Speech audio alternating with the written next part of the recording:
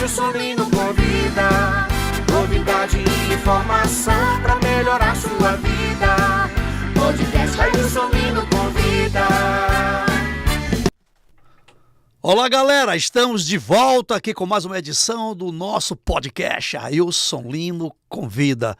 Sempre eu te digo, né? Assuntos relevantes, atuais, histórias contadas por quem fez a história, pelo próprio protagonista.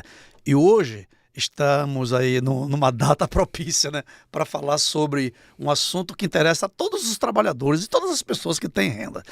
Você sabia quando nasceu a contabilidade? Não. 8.000 anos antes de Cristo já havia os primeiros registros em pedras, em madeira, com argila, lá na China e no Egito Antigo.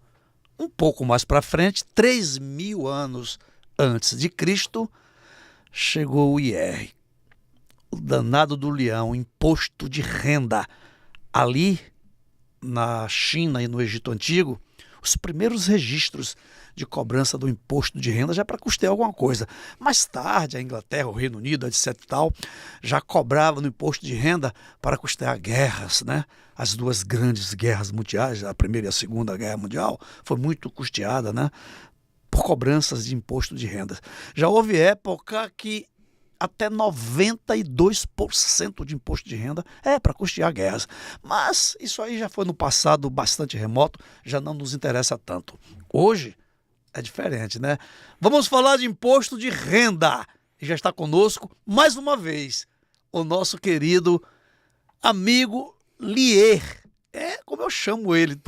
Bem-vindo de volta ao nosso podcast, rapaz. Você que fez um show, deu um show aqui sobre maçonaria e os seus conhecimentos vão muito mais além, né? És um grande contador, especialista em tributos e imposto de renda, hein? Rapaz, o que é que você sabe fazer? Pelo amor de Deus, você sabe tudo? Bom dia, amigo. Ou boa tarde, ou boa noite. Seja bem-vindo. Muito obrigado. Agora eu estou tentando aprender a tocar violão. Então, exatamente. O imposto de renda é um mal necessário para a gente. Muita gente não gosta, mas também é minha cachaça estudar. Eu tenho pós-graduação em Direito Tributário pela UFBA e me especializei também em imposto de renda de pessoa jurídica, que faço há mais de 30 anos. Então, vou te explorar bastante aqui, tá? Eu já incorporei toda a nossa população que está nos assistindo. Eles estão me mandando aqui insights, tá? Para fazer perguntas como se fossem eles. Claro, né? Eu também vou fazer as minhas aqui por debaixo, né? Implicitamente, sou eu que quero saber, né? Que legal, o imposto de renda. O leão realmente mete medo ainda, Lier? Sim, para alguns contribuintes ele é bastante feroz, bastante veloz, porque algumas pessoas se expõem de forma demasiadamente e de forma desnecessária.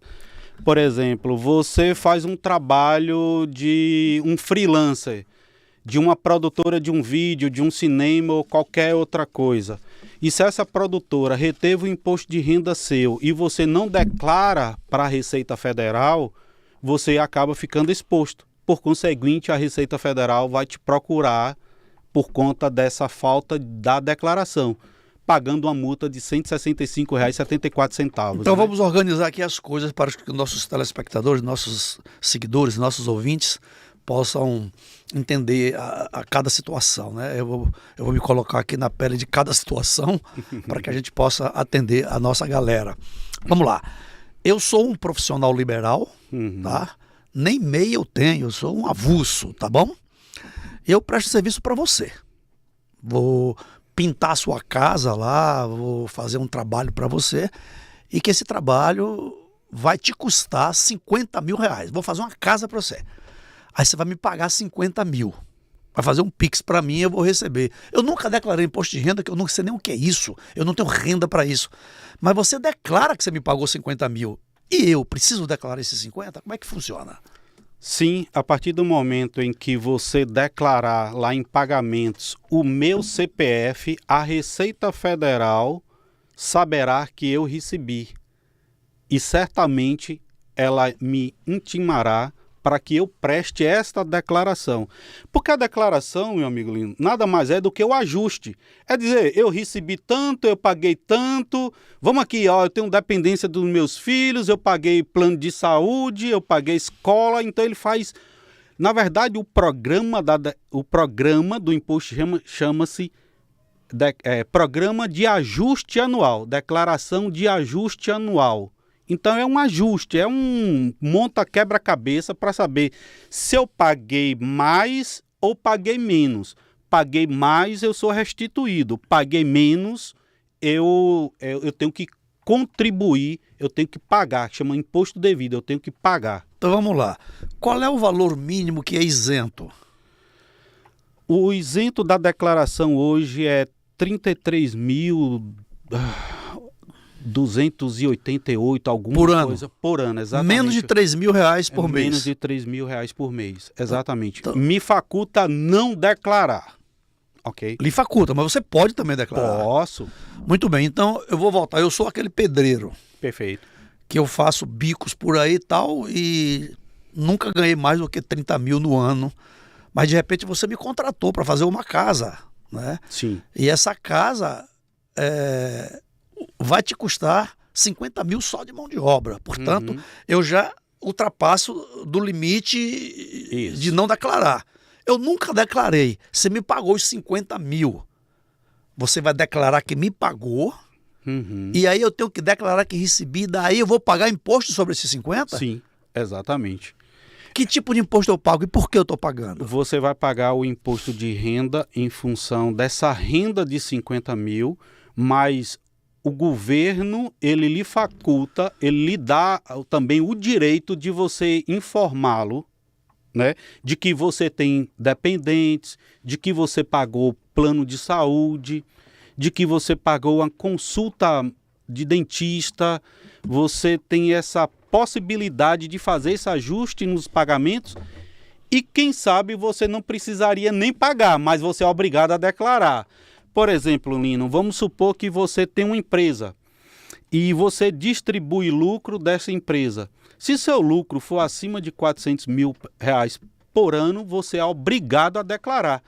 E olha, lucro no Brasil não paga imposto desde 1996. Todavia, não está desobrigado da declaração. Um outro caso específico. Vamos supor que você tem algum ente querido na sua família que tem Alzheimer. O fato desta pessoa ter Alzheimer, você entra com um processo na Receita Federal e tem a isenção do pagamento do imposto. Isso é muito importante, gera muita confusão. Só Alzheimer ou qualquer outro tipo de doença degenerativa? Algumas doenças previamente classificadas, cardiopata, pessoa que teve câncer, e aí ele não especifica qual câncer. O homem teve um câncer de próstata, ele pode entrar com um processo na Receita Federal. Uma mulher que teve um câncer mamário, ela pode entrar na Receita Federal com processo de isenção do pagamento, mas não lhe dar o direito de não declarar. Essa é a grande X da questão. Essa isenção de pagamento de pessoas portadoras desse tipo de doença que você aqui enumerou algumas, inclusive o câncer, mesmo que essa pessoa já esteja curada do câncer. Independente do valor que ele recebe, o cara até lá, ele recebe R$1 milhão por ano do trabalho dele. Ele é isento. Sim. Eu faço declaração de uma senhora, ela é portadora de demência, que no caso é classificada aí como Alzheimer, né? Que demência, Alzheimer é uma das classificações. Sim. Ela é isenta de imposto de renda e ela recebe R$500 mil por ano. E ela não paga absolutamente nada de imposto de renda. Todavia, ela não está dispensada da declaração do imposto de renda, mas do pagamento sim. E se ela achar que, já que ela é isenta de pagar imposto de renda, também chutar o pau da barraca, não vou declarar não? Qual é o mal que vem para ela? Uma multa. Porque não declarou. Porque não declarou. Ué, ela não pode pagar. Ela está dizendo pagar imposto, vai pagar multa? Então, exato. A legislação diz que você está facultado ali você entrar ou não com o processo de pedir a isenção. mas não lhe dá o direito de você, por conta própria, não declarar. A obrigação de declarar vai permanecer. Muito bem. Uma pessoa acaba de se aposentar com 3 salários mínimos que deve ultrapassar 3 mil, deve chegar a quase 4 mil reais. Uhum. Vamos dizer que a aposentadoria desta pessoa, independente de qual órgão que está pagando, se é o INSS, se é um outro órgão qualquer, se é uma poupança, uma capitalização, não importa. Acabou de se aposentar pagando 4 mil, que isso vai dar 48 mil reais no ano. E já supera o limite da isenção. Não é? Então, primeiro ano dele, recebeu 48 mil. Ele vai declarar apenas que recebeu 48 mil. Né? Ele também não declarou despesa nenhuma de plano de saúde, de dentista, etc. Só declarou que ganhou 48 mil. Por isso só, ele já recebe aí um boleto para pagar alguma diferença? Sim, é possível que ele tenha imposto a pagar. Porque o fato de você ser aposentado não lhe dá o direito de não prestar conta para a Receita Federal. Há um limite de idade. Quando você atinge 65 anos de idade, ele pega 22 mil reais e tira da base de cálculo. Então, dos 40 mil, vamos fazer conta de padeiro aqui. Sim. 20 mil ele tira, ok, como isento, e deixa 20 mil como tributável. Ora, 30 mil é o meu limite, eu só tô fora. 20, eu estou fora do pagamento, mas não da declaração. Vamos lá, então vamos fazer outra conta em cima do seu raciocínio, tá? Vamos pular de 40 mil anual para 100 mil. Perfeito. Ele tirou 20 mil, Isso. ficaram 80 mil. Sobre os 80 ele tem que pagar? Sim, certamente ele irá pagar para a Receita Federal algo em torno de 27,5%, que é mais ou menos isso, é a alíquota, mas se ele optar por uma declaração simplificada, possivelmente cairá para 16%, 14%. Ele pode facultar isso daí. A Noel Lier, vamos lá. Cidadão, a cidadã trabalhou a vida inteira. Enquanto essa pessoa estava na labuta, estava trabalhando, tá? Ele estava pagando seus impostos seu imposto de renda todo ano, declarando bonitinho, tal. Chegou o belo dia da aposentadoria. Olha que ele tá contribuindo a vida inteira com o INSS, por exemplo, né? Aí completou a idade, essa pessoa vai se aposentar. Vou repetir, levou a vida inteira recolhendo imposto de renda, recolhendo o INSS, pagando imposto de renda sobre toda e qualquer movimentação financeira dele, sobre seu dinheiro que ele ganha, sobre seu salário. Chegou o dia da aposentadoria. Essa pessoa vai se aposentar com um teto de 7 mil reais. Pagou tudo a vida inteira. 7 mil reais vezes 12 vai dar 84 mil, é isso? Ele vai pagar imposto de renda sobre isso que ele pagou a vida inteira, isso é verdade? É assim mesmo? Sim, lamentavelmente sim, e ainda que ela tenha 104 anos de idade, ela pagaria imposto de renda, porque imposto de renda não tem limite de idade, infelizmente. Mas eu nem falo pelo limite de idade, eu falo que aquele dinheiro que eu estou recebendo como aposentadoria foi o que eu paguei a vida inteira, inclusive imposto sobre ele. Agora eu vou receber um salário como aposentado, continuo pagando imposto sobre um valor que eu paguei a vida inteira. Sim. Exatamente.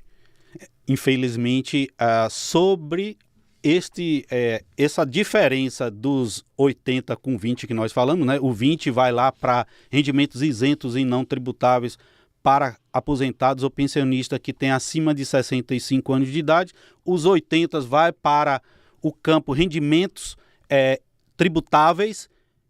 E independente da idade, independente dessa fonte de renda dela ali, se é aposentadoria, se ele foi pedreiro, se ele foi, enfim, não importa a renda, ele infelizmente terá que pagar imposto de renda.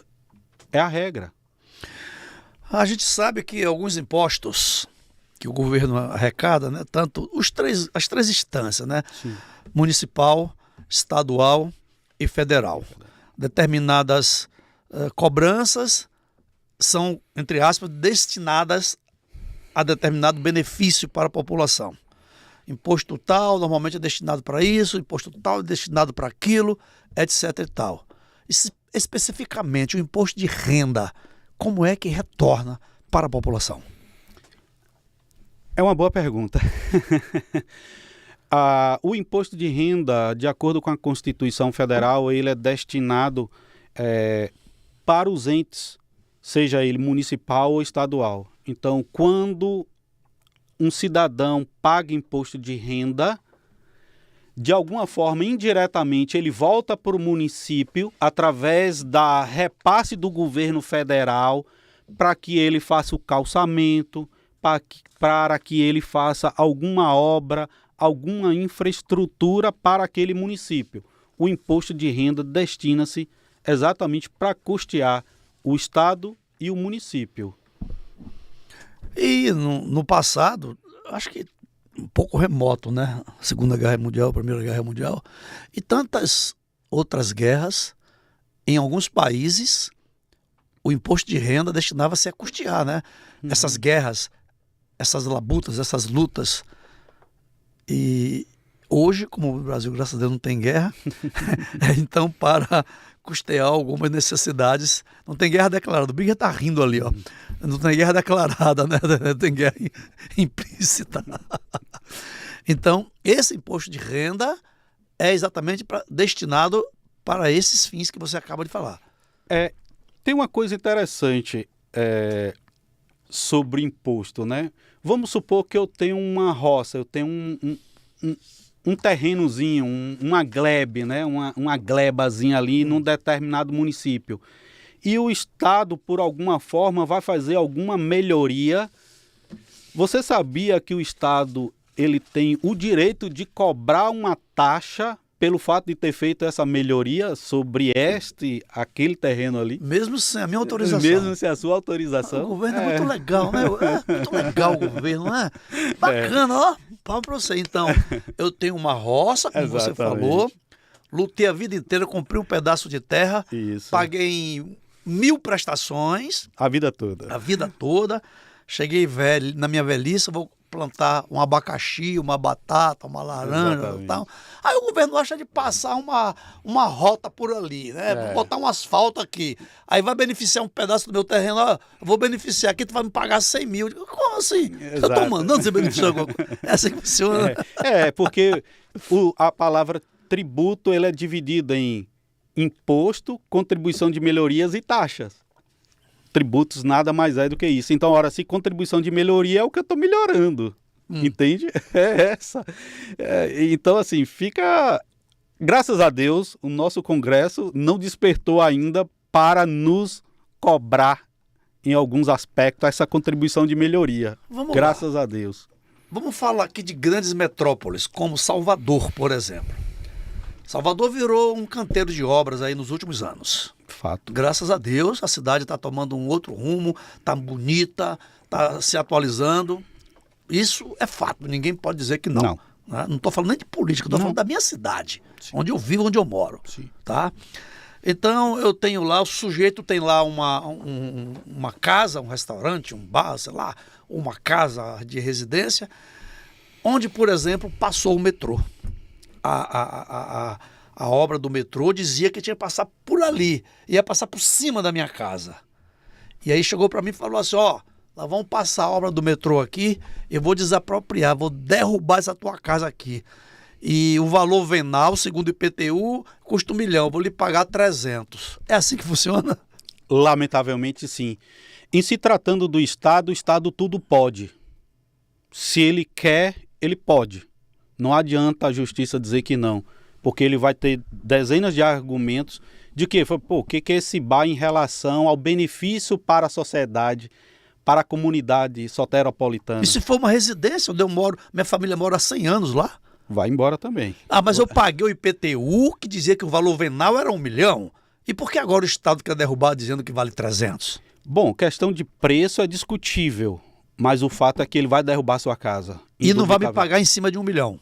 Possivelmente não. Há um caso concreto em Santana, Bahia, de que uma área lá de um amigo meu, ele possui um terreno de herança, onde o governo do estado foi e desapropriou para fazer um campo de pouso de avião.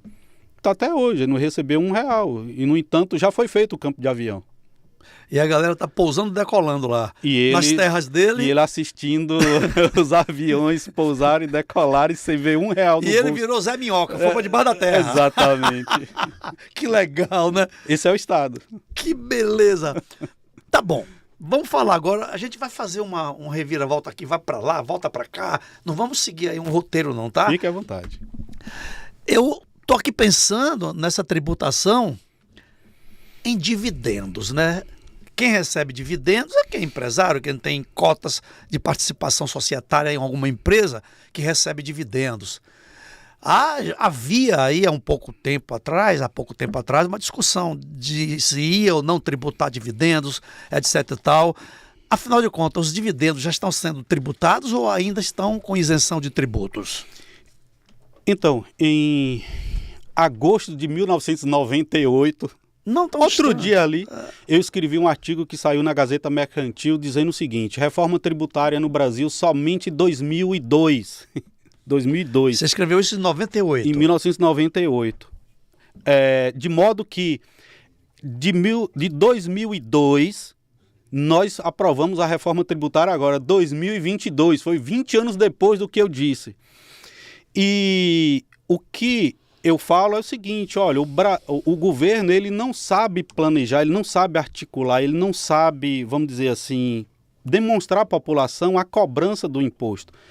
E o mais interessante, que eu jamais pensaria que o governo iria tributar lucros, porque quando você tributa lucros, há uma grande evasão, por exemplo, da Bolsa de Valores. Vai ter não sei se você sabe, mas 3 pessoas no Brasil, cada uma paga individualmente recebe R$1 bilhão de lucro. 3 pessoas no Brasil. R$1 bilhão de lucro por ano. Por ano. Só 3 pessoas. Na faixa de 30 pessoas recebe de 500 milhões a 999, abaixo de R$1 bilhão. 3 pessoas, 1 bilhão, 30 pessoas. 30 pessoas de 500 milhões a 999, é R$1 bilhão, né? Mas há, inclusive, aí uma distribuição de renda linear, não é? Só rindo, né? Então. Continue, e o resto? Aí o que eu quero te dizer é o seguinte, 70% da população não recebe nem R$100 mil de lucro. Então essas pessoas não se preocupam, porque o target para que o governo federal irá cobrar do contribuinte sobre lucros, pelo menos é o que está escrito, é que será a partir de R$1,5 milhão por ano. Então quem ganha abaixo disso não se preocupe não, que me parece que vai ser... tributado. Me parece que sim. Mas você fala de lucro, de dividendos, de lucro, dividendos, né? Exatamente. Então, deixa aqui, porque você me falou tantos números que meu tic-teco aqui deu nó, deu um treco aqui, tá? 3 pessoas recebem acima de R$1 bilhão por ano, Isso. que ainda não está sendo tributado. Não. 30 pessoas recebem de 500 milhões a R$1 bilhão. A R$1 bilhão, que Exato. também não está sendo tributado. Não. E você acha que vai ser tributado alguma vez? Algum ano, alguma vida, algum momento, em algum momento? Eu torço que não. Porque eu não vejo isso com bons olhos no aspecto do investidor estrangeiro, desses fundos estrangeiros que apostam no Brasil e que, de certo modo, gera emprego aqui sim para o Brasil, porque na medida em que você investe numa empresa, essa empresa pega esse dinheiro e faz investimentos, entende? Faz melhorias, faz ampliação de plantas, etc. Então, na medida em que eu tributo, eu vou olhar para um lado, olhar para o outro e dizer assim, não, eu não vou investir mais no Brasil, eu vou investir em outro país que não me cobre imposto. Mas em outros países, Arnoel Lier, tem algum país que o leão é menos feroz do que o do Brasil? E quais os que são menores e maiores, ou melhor, mais e menos feroz? Os países escandinavos, normalmente, eles são mais, vamos dizer assim, ferozes. A mordida de um imposto de renda dos países escandinavos são maiores do que o do Brasil. Mas, em compensação, há retorno para a população. Há 100% de retorno. Eu não preciso pagar plano de saúde. Assim, eu ando numa rodovia a qualquer hora do dia ou da noite, eu sei que ali não tem buraco. Justifica esse valor, né? Essa mordida do leão ser tão feroz, na verdade não é nem uma mordida, né? Porque retorna. Retorna, sim. É uma carícia do leão. Ó, me dá aqui que eu te dou em dobro. Eu garanto tudo para você. Isso justificaria, né? São poucas as escolas particulares, existe, mas são poucas, a maioria são públicas de alto nível. Então, assim, você... O que economiza? Eu tenho um cliente que paga R$102 mil para um filho estudar numa escola aqui em Salvador. R$102 mil por ano. Por ano. Isso. Então ele economizaria esses 102 mil e poderia gerar outros negócios com esses 102 mil. Ele poderia aplicar, consumir, por exemplo, que poderia gerar mais renda para a população. Na medida que você compra, você gera mais negócio, né? Evidente. Eu vou te contar.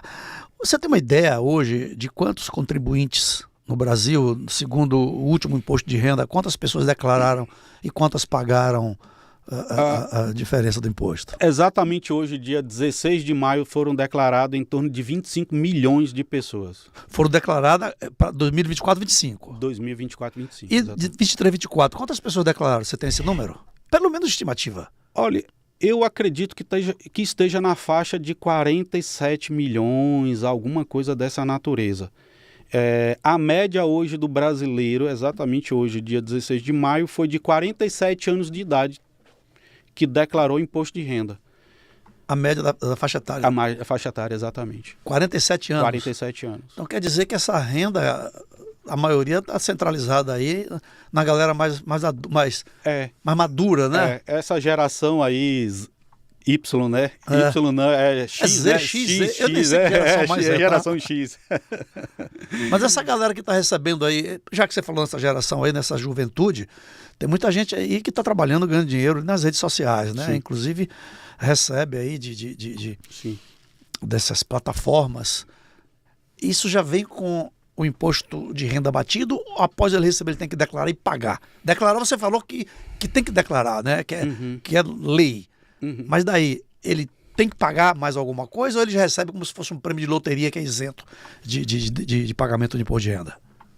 Não, o prêmio de loteria ele não é isento, ele já vem retido. Sim, né? já vem retido. Isento, Então, que eu digo assim, é isso. Eu já recebi o líquido. Exatamente. Eu não faço contabilidade dessas tipo de empresas. Eu não vejo que essas empresas retêm o imposto para a Receita Federal quando ofere lá para um desses ganhadores. Eu não vejo isso, eu nunca li nada sobre isso. Eu tenho estudado... Você fala de influência? De influência. Então vamos lá, Eli. Eu sou um influencer, eu ganhei aí das redes sociais, sei lá, nem sei nem como é que fala sobre isso, o Biga, que é especialista. Eu recebi R$200 mil, né? Porque eu tenho não sei quantos milhões de seguidores, Sim. etc. Tal. Recebi R$200 mil. Esses 200, eu estou até repetindo Sim. a pergunta, né? Sim. Sobre esses 200, cai na minha conta, eu vou ter que declarar. Segundo você, eu sou forçado a declarar. Sim. Eu corro o risco de pagar 27,5 sobre esses 200? Corre risco não, você deveria pagar 27,5 sobre esses 200. Mas ele não já vem como um prêmio, por exemplo? Mas ele não vem como prêmio porque quem te pagou não reteve lá na fonte de que houve esse pagamento de prêmio. Mas quem sabe que ele reteve ou não? Eu não tenho histórico e não há regulamentação para esse tipo de categoria, esse tipo de pagamento. O que há é o pagamento como se fosse um prestador de serviço, de modo que eu influencer, recebi esse dinheiro de uma empresa aí, uma empresa de consórcio da vida aí, que me paga. Ora, ela deveria ter retido o 27,5 da minha fonte e ter me pago. Eu faço a contabilidade de um ator aqui na Bahia e ele trabalha para a Rede Globo. Então, quando ele presta um serviço de ator para a Rede Globo retém um imposto dele ali na fonte. Entendeu? E olha que ele não é funcionário da Globo, ele só vai ali e faz um trabalho ali rapidinho. Mas mesmo assim a Rede Globo retém na fonte o imposto de renda. O imposto de então renda não precisa pagar mais, já foi retido. No caso de uma influência, eu não vejo isso. Eu não vejo que essas pessoas são contribuintes de imposto de renda nesse volume, nesse monta que eles dizem que recebem. Porque se assim o fosse, certamente eu lhe garanto que elas não estariam demonstrando essa riqueza toda. Tá o que me chama a atenção, né? Tá ficando quente isso aqui, tá ficando bacana esse trabalho, essa discussão. Você falou em consórcio, vamos lá. O sistema consórcio do Brasil permite que o consorciado, que o cliente, pague uma cota de consórcio ao longo do prazo do grupo que ele escolheu. Perfeito. E após ser contemplado, tá, ele pode inclusive retirar esse valor após 6 meses de contemplação, que ele não quis faturar o carro, ele pode retirar o valor em espécie, né? Desde que não haja saldo devedor. Se tiver liquida, recebe o troco. E se ele pagou todas as parcelas, né, ordinariamente, ele pode retirar o valor em espécie, em dinheiro, tá? Ora, ele pagou 80 parcelas durante 80 meses. Vai retirar os 100 mil reais dele. Sobre esse dinheiro ele vai pagar 27,5% de imposto? Não, porque aí é uma outra modalidade. Aí é como se fosse uma poupança, porque quando ainda no consórcio é uma excelente forma de você se capitalizar, já que você não tem a disciplina de guardar dinheiro. O consórcio é uma excelente forma de você juntar dinheiro, porque você vai pagando suaves prestações, no final você recebe uma carta de crédito. Essa carta, o nome já diz, é crédito. Eu posso fazer dela o que eu quiser. Eu posso comprar um carro, eu posso dar entrada numa moto, eu posso, sei lá, dar entrada numa casa. Porque quem vai receber aquela carta de crédito, de certo modo, está recebendo um dinheiro. E um dinheiro com garantia de que ele vai receber, porque afinal de contas é uma carta de crédito. Então ele não pagaria imposto sobre esse saque dessa carta de crédito, vamos chamar assim. Muito bem, meu querido telespectador, quem está falando isso não sou eu que sou profissional de consórcio. Quem está falando isso é um especialista em tributos. Quem está falando isso é um doutor em tributos. Portanto, você já sabe, o consórcio, além de ter todas essas vantagens que o Arnoel Lier acabou de enumerá-las aqui, você também pode, a partir de agora, fazer uma poupança, escolher o consórcio como seu investimento para a sua aposentadoria. E eu te digo, consórcio ele tem algumas nuances que precisam ser bem elaboradas, prestar bem atenção. No nosso caso, por exemplo, é só você apontar a câmera do teu celular para o QR Code que está aqui nesta tela.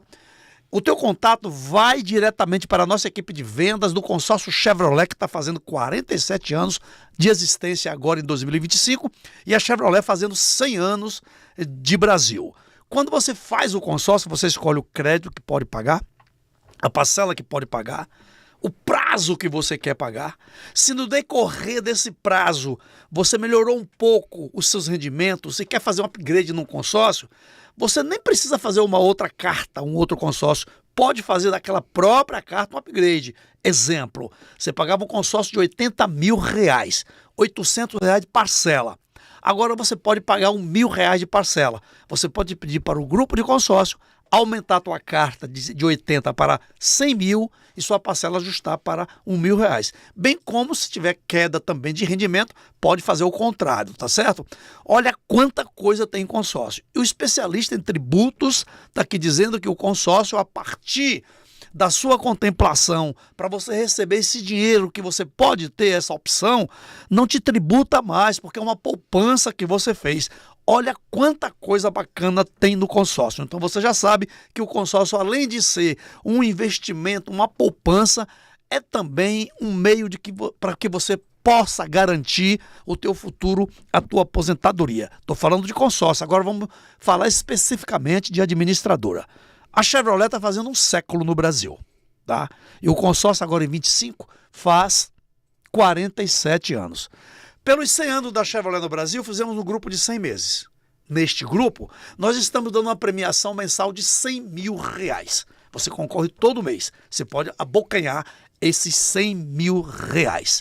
Se você não tiver dinheiro para dar lance, a gente também empresta 15% da própria carta sem juros. Tá certo? Como vovó já dizia, fritar o porco na mesma banha. Mas se você tem 30% do valor do seu carro e você teme dar o lance porque os lances estão altos, existe dentro do sistema consórcio Chevrolet uma modalidade que se chama lance fixo. Nesta modalidade, todos, eu estou dizendo todos, os consorciados irão ser contemplados com apenas 30%. Você, inclusive, fica aí com a mesma igualdade de condição. E se você tem um carro usado e quer colocar no negócio, mas não quer utilizar o valor do carro, quer apenas uma parte porque você quer um troco para resolver algum problema, alguma pendência financeira, também tudo isso é possível, chama-se troca com troco. Exemplo, você compra um Onix de 100 mil e você tem um outro carro que vale 50 mil que você está usando, tá?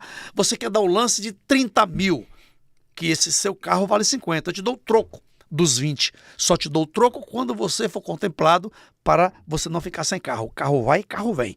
Você me dá o carro seminovo, eu te dou o troco e o carro novo. Tudo isso é possível através do consórcio Chevrolet. Então, quem chega na frente bebe água limpa, quem espera nunca alcança. Aponte a câmera do teu celular para o QR Code que está na tela e venha conversar conosco. E venha ser o mais novo consorciado do consórcio Chevrolet. Espero por você. Você me instigou e aí eu não podia perder essa oportunidade, né? Esqueceu que eu sou vendedor? Uma coisa interessante também na declaração de imposto de renda é a questão da declaração do consórcio, entende, Lino? Vamos supor que você foi contemplado no consórcio do Onix que você falou aí. Sim. Então, eu tiro lá da parte do consórcio, onde eu declaro consórcio não contemplado, declaro o Onix que eu fui contemplado, declaro o número do Renavan do carro, a placa, isso enfim. depois de contemplado. Eu fui contemplado, eu já recebi faturado, o carro, sim, faturado, já estou com IPVA, sim, né? sim, porque a declaração é no ano seguinte, Sim. então até isso daí eu já fui, já fui, já estou com o carro na mão. Sim. Ainda que eu tenha sido contemplado em dezembro, no mês de maio eu já estou com o carro. Sim. Porque eu sei que o consórcio Chevrolet é muito rápido nessa questão de entrega. Sim. Então, eu declaro lá o valor, muda a categoria de consórcio não contemplado, coloco lá em veículos, né? Que é bens móveis, veículos, né? Item 1.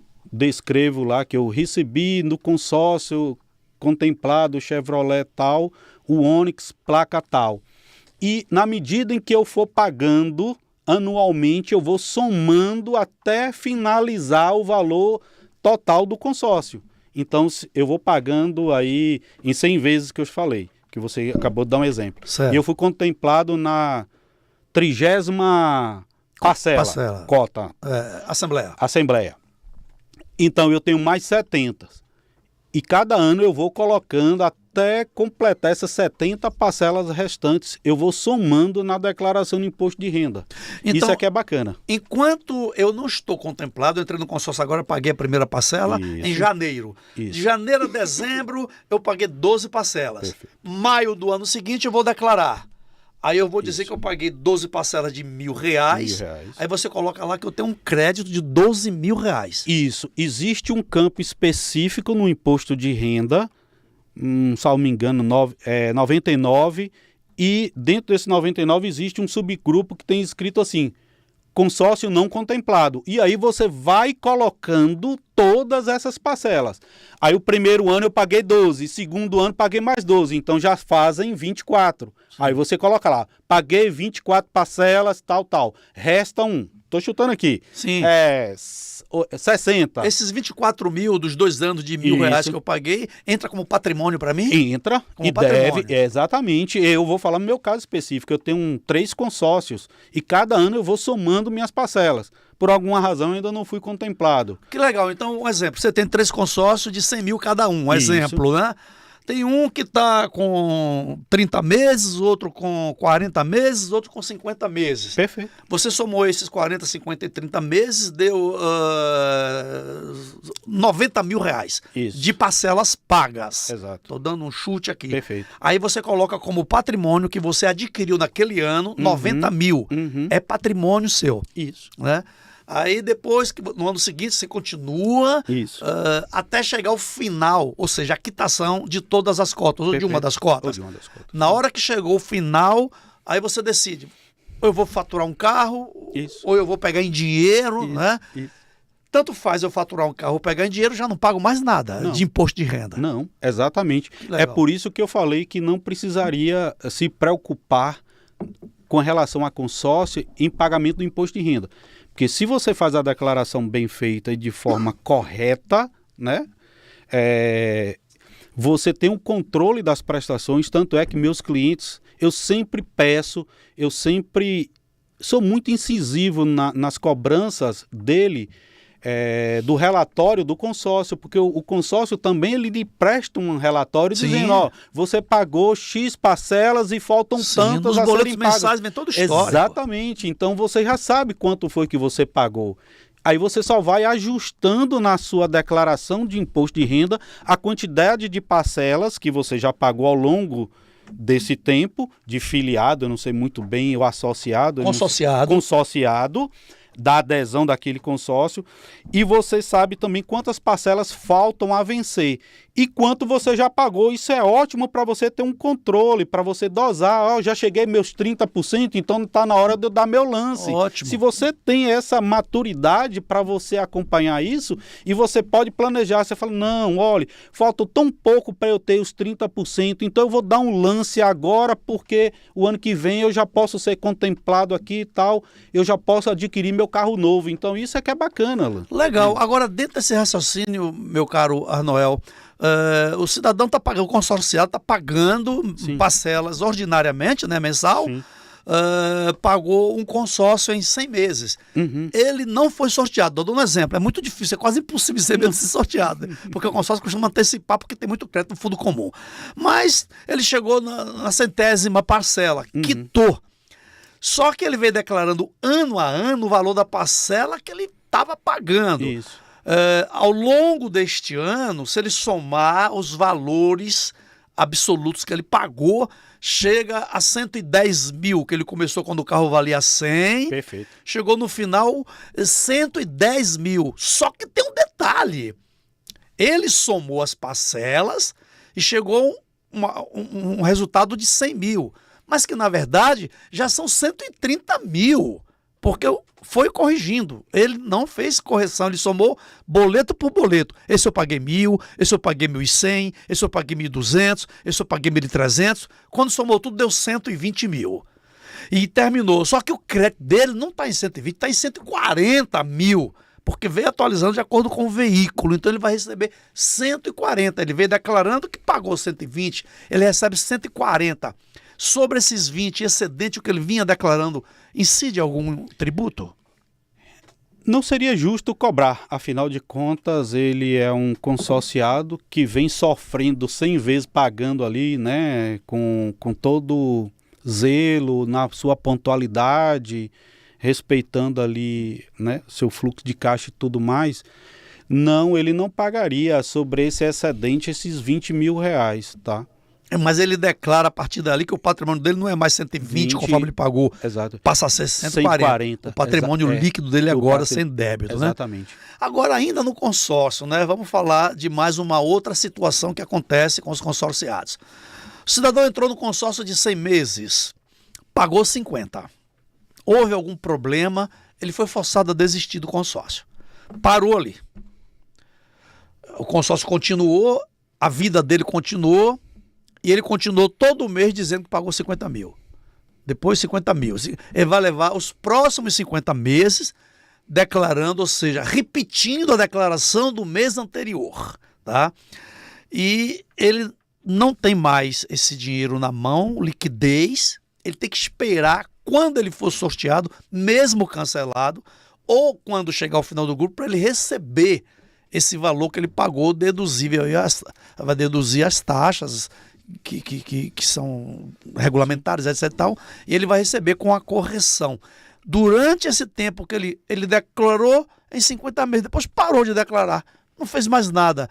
O imposto de renda, o leão não vai cobrar. O que aconteceu? Que você parou? Enfim. Caso concreto, eu fiz um consórcio em 1995 ali com o pessoal da Sanave, lá nas antigas... Lá no Bonocu? Lá no Bonocu. Foi com a minha equipe, com certeza. Certamente. Tá vendo aí? Eu nem te conhecia, hein? Isso aqui não tem jabá não, viu, gente? Não tem não, eu nem sabia que ele tinha. Isso aqui tá tudo improviso aqui. É verdade. Então, aí por alguma razão eu realmente parei de pagar. E fiquei esperando e, juro, esqueci que eu tinha isso. De repente, recebo uma carta na minha casa, você... Tá lá um crédito disponível para você receber. Eu falei, meu Deus, nem lembrava mais disso. E como você falou, Se eu tivesse declarado naquela época, se eu tivesse a obrigatoriedade de entregar imposto de renda e eu tivesse declarado, certamente eu não me perderia de que eu ter pago.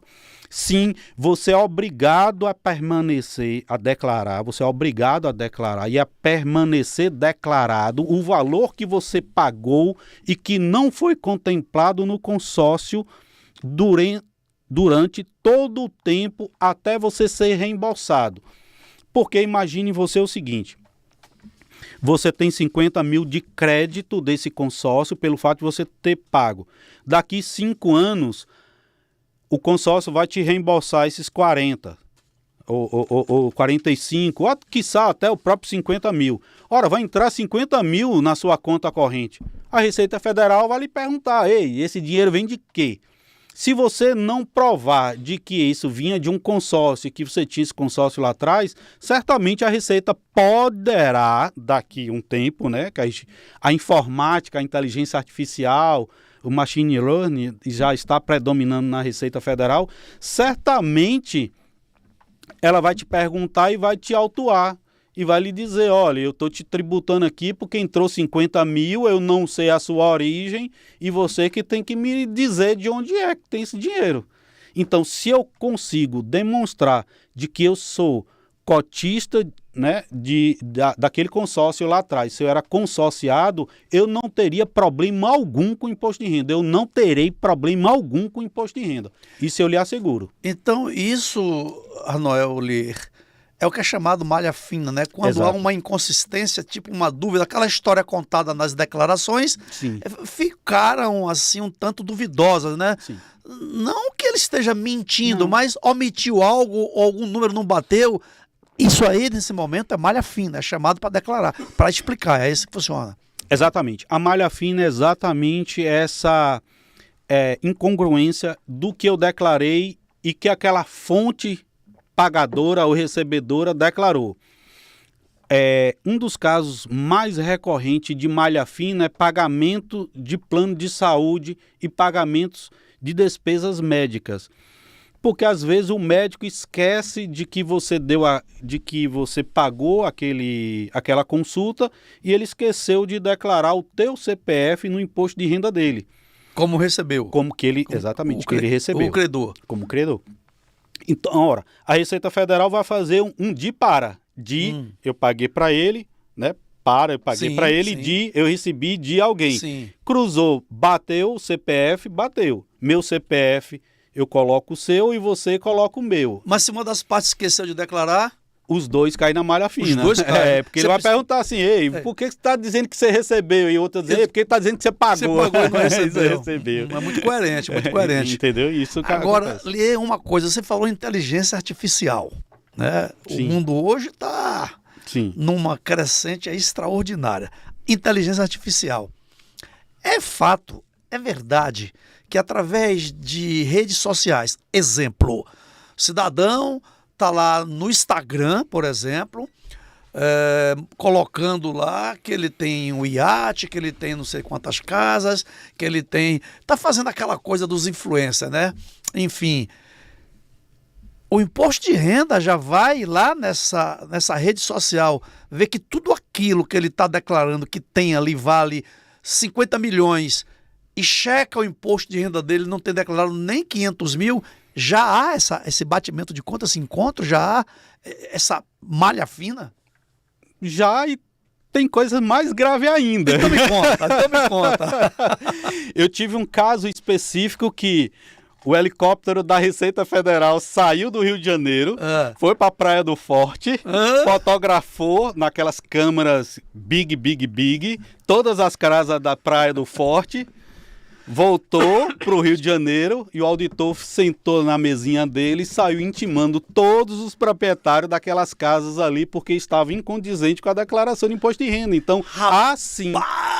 E no Alphaville também, viu? A galera de Alphaville também. Eu já peguei casa. Essa galera que fica ostentando riquezas aí, se não for congruente com o que está escrito na declaração, malha fina. Total. Semana passada eu recebi 8 horas da manhã um telefone de um cliente meu desesperado. E Ouça essa, viu, Big? Desesperado. Dizendo, poxa, Arnoel, ó, um auditor da Receita Federal escrafunchou aqui meu Instagram e meu LinkedIn.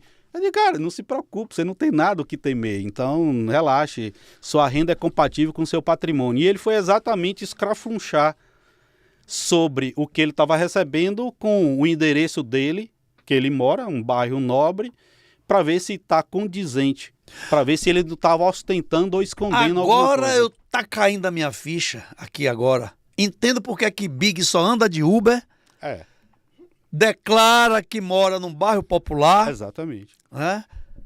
É por isso, mas a verdadeira grana dele tá guardada, que é para não cair na malha fina. Que legal, gente, eu tô levando aqui para base do bom humor, porque a coisa é séria. Me fala aqui, pode falar. Não, o estado da Bahia também já faz isso, não é só a Receita Federal. O estado da Bahia também. Os auditores do estado da Bahia também hoje já tem ferramenta, né? Que eles fazem esse tipo de inteligência, de captura de informações, não só em redes sociais, mas bem como a questão da movimentação bancária, né? Que vem... essa história do Pix aí, que andou, essa história mal contada do Pix.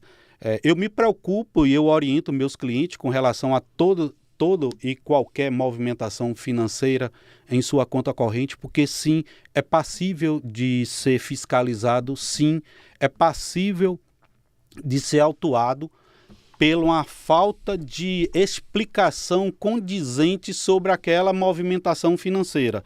Exemplo, eu literalmente tenho 2 contas. Então, quando eu pego um dinheiro de uma conta minha e transfiro para outra conta, houve um movimento. Sim. Essa outra conta que recebeu aqui, houve um movimento.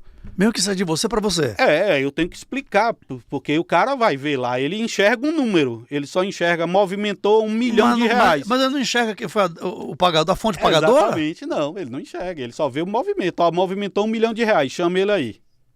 Aí você que tem que explicar, não, dinheiro meu que entrou e saiu, me entrou e saiu. Tivemos um caso no escritório onde tem essa operação de aplicação e resgate. Você já viu isso, né? Você tem um dinheirinho sobrando, o banco tira, aplica e depois você resgate. Então esse entra e sai. No passado... Que é até automático, né? Aplica automático, você exatamente. Já tira lá. No passado, isso eu estou falando... Né? Como eu sou das antigas, no passado um auditor chamou, ó, tem uma movimentação aqui, disse, mas isso aqui é meu dinheiro, ó, tá entrando, tá saindo, é meu mesmo. Aí disse, tá, desculpa. Então... eu faço isso sempre, né, de uma conta para outra. Agora me fala uma coisa aqui, fique tranquilo, que é de mim para mim. Né? Então não se preocupe. Agora, eu não sei se esse assunto, essa pergunta que eu vou te fazer, está aí dentro do assunto que a gente está discutindo aqui, que é imposto de renda. No sistema financeiro de imóveis, vamos lá. O cidadão quer comprar um apartamento de R$1 milhão, né? O sistema de financiamento dos bancos diz que só pode financiar 80%. Alguns bancos 70%, agora tem uma nova lei que é 70%. Enfim, vamos lá. R$1 milhão custa o apartamento, o cidadão vai financiar 800 mil. Ele dá 200 mil de entrada. Né? Mas se ele não quer dar esses 200 mil de entrada. Vamos lá, você está me vendendo um apartamento que diz que é R$1 milhão. Né? Eu estou pagando 800 mil do financiamento e eu tenho que declarar os 200 que eu estou te pagando. E se eu quiser te pagar, por exemplo, em ter serviço, eu sou um profissional que você vai me contratar e os 200 mil eu vou fazer tipo uma permuta. Então só vai aparecer naquele momento 800 mil que você está recebendo, que foi do financiamento. Esses 200 é um acordo que eu vou te pagar em serviço durante 2 anos. Como é que fica isso no imposto de renda?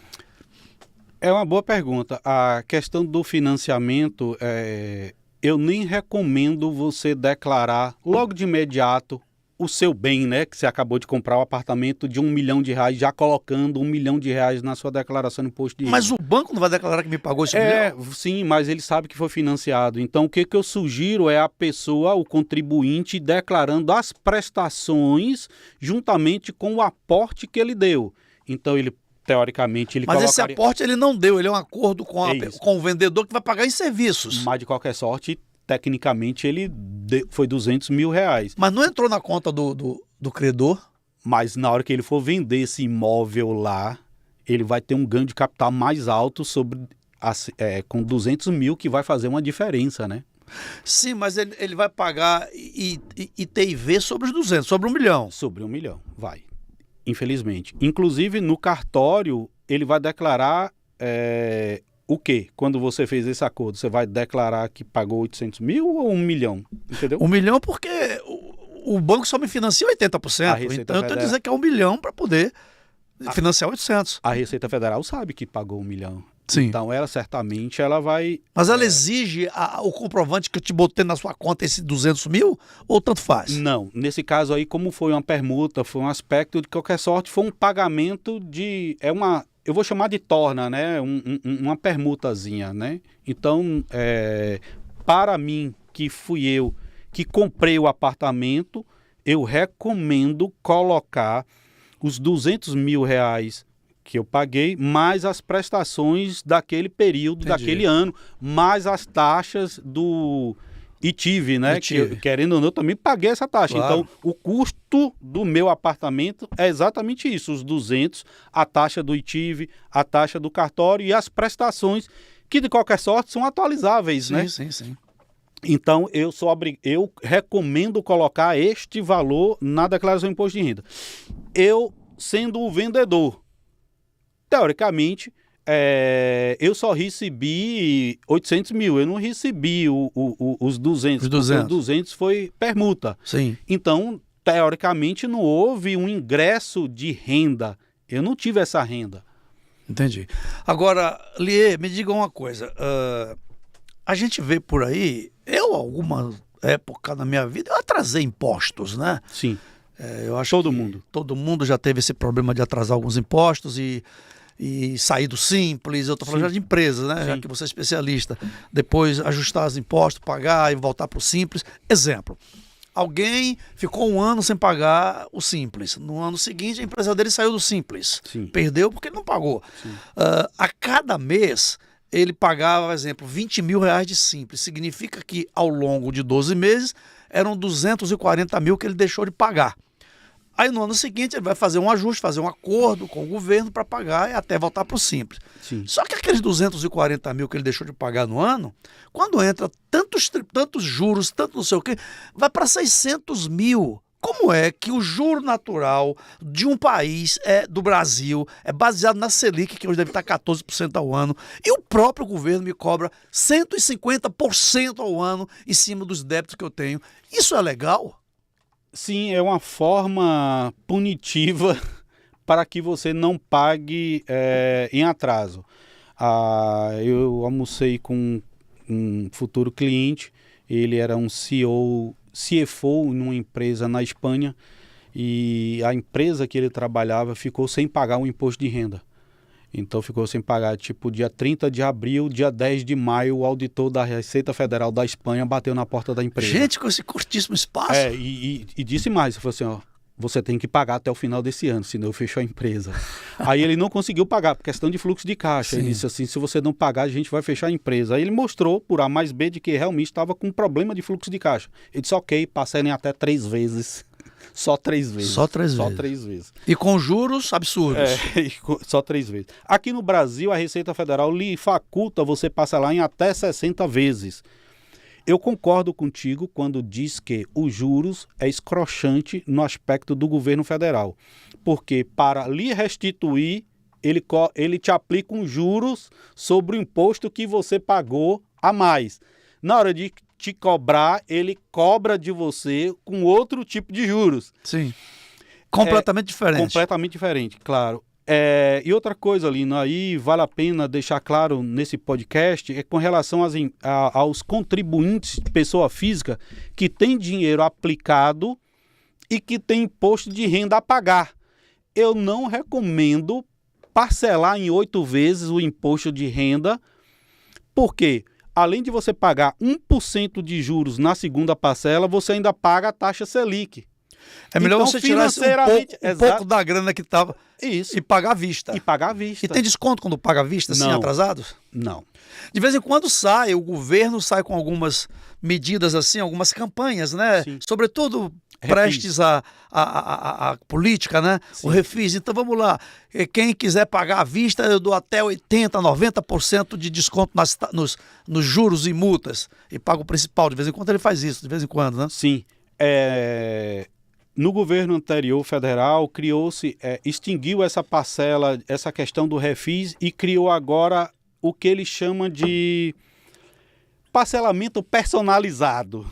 Então, cada caso, ele é analisado. Então, vai depender do seu fluxo de caixa, vai depender das suas condições financeiras. Você pode até ter desconto, mas a depender da sua situação, você não tem desconto nenhum. Bom, então Então, o refis acabou. perguntar para você se é legal é uma pergunta infantil. Se é legal o governo cobrar esses juros escochantes, pois é ele que dita as regras. Mas eu acho muito leonino, pô. Você deve, o cara bota 200%. Sim. Você deve 100 mil, você vai pagar 400 mil. Isso é uma loucura. Enfim, o tempo está assim já dizendo para a gente que tem que encerrar, mas eu quero fazer uma última pergunta para você, tá? Big, é mais uma pergunta. E já é praxe a gente estourar aqui quando traz... Uma pergunta leonina. Leonina, já é uma praxe a gente estourar o tempo quando traz aqui o Arnoel Lier, porque ele tem assuntos interessantíssimos. Vamos lá. Tem uma pessoa que é casada, é lógico. Sim. Foi casada há muitos anos, separou, mas não oficializou a separação. Perfeito. A certidão de casamento está dizendo que é casada, tá? Então essa pessoa continua pagando todas as despesas daquela antiga família. As despesas normais, plano de saúde, etc. e tal. Portanto, bota na conta daquela pessoa todo mês um certo valor, que supera a isenção que o imposto de renda por ano isenta. Supera e muito. Essa pessoa nunca declarou quais os riscos quem está pagando e quem está recebendo estão correndo. Quem está pagando corre o risco de ser chamado para a Receita Federal se ele tiver rendimentos tributáveis e se tiver deduzindo da base de cálculo do imposto, certamente a Receita Federal pode chamar e arguir por que é que está fazendo essa movimentação e entender se há alguma decisão judicial, etc. Se não está pagando? E quem está recebendo, ela poderia receber isso de forma legal, tranquila, a título de chamado de pensão alimentícia, porque pensão alimentícia hoje no Brasil é isento de imposto de renda. Mas aí teria que ter uma decisão judicial. Exatamente, porque tecnicamente você está pagando ali e não está tendo nenhum embasamento legal, embora eu estou entendendo que seja uma pensão alimentícia, mas a nível factível de Receita Federal, não. E ainda mais, o Estado da Bahia pode intervir dizendo, ei, eu acho que isso aí é uma doação, eu vou querer meu quinhão aqui também, 8%. Quanto é que se cobra doação hoje? 8%? Não, 3,5%. 3,5%? Então vamos lá, eu tenho uma casa, eu quero doar para um filho. Sim. Né? Aí eu vou doar essa casa para ele e vou pagar 3,5%. Exato. Simplesmente porque eu estou doando. Exatamente. O Em que vida. mais- o que Porque mais que o em governo caso quer de morte ele pagaria 8%, então é melhor doar em vida. O que mais o governo quer da gente, hein? Tem aquela música que diz: você tem que pagar para nascer, você tem que pagar para viver, você tem que pagar para Silvio morrer. Brito, né? Tá tudo errado, como a própria canção fala, né? Tá tudo errado. É o Silvio Brito que fala na canção. Rapaz, eu tenho 1 bilhão de perguntas para te fazer. Eu acho que quem está nos assistindo também gostaria muito de perguntar. Lógico, né? Porque o assunto é amplo e não para por aqui. Em outra oportunidade, quem sabe. Meu caro Arnoel Lier, você teve aqui em outra oportunidade para falar sobre maçonaria. Deu um show sobre maçonaria. Muita gente agora conhece a maçonaria por dentro a partir da sua explicação. Agora você vem aqui dar um show de tributação, né? Então, a nossa galera está sendo assim agraciada com essas informações, pelos quais eu agradeço a você por estar nos doando aí esse treinamento, esse curso completamente de graça, né? É um serviço social, eu diria. Podcast Raio Solino Convida é isso, serviço social. Obrigado, meu caro Lê. Você já é da casa. Fico muito feliz por isso. Muito obrigado. Eu é quem agradeço, estou à disposição a todos vocês. Não deixe de curtir, dar um like, fazer pergunta aí, que a gente está à disposição. Valeu, galera. Então, traz aqui suas sugestões de pauta, né? Passa pro Big, passa aqui pra mim no meu Instagram, Ailson Lino Convida, melhor, Ailson Lino. Eu passo pro Big, que ele é quem produz esse podcast da gente, né? Não foi legal hoje? É sempre legal, né? Valeu, galera. Obrigado. Até a próxima. Fui. Ailson Lino Convida. Novidade e informação pra melhorar sua vida. Podcast Ailson Lino Convida.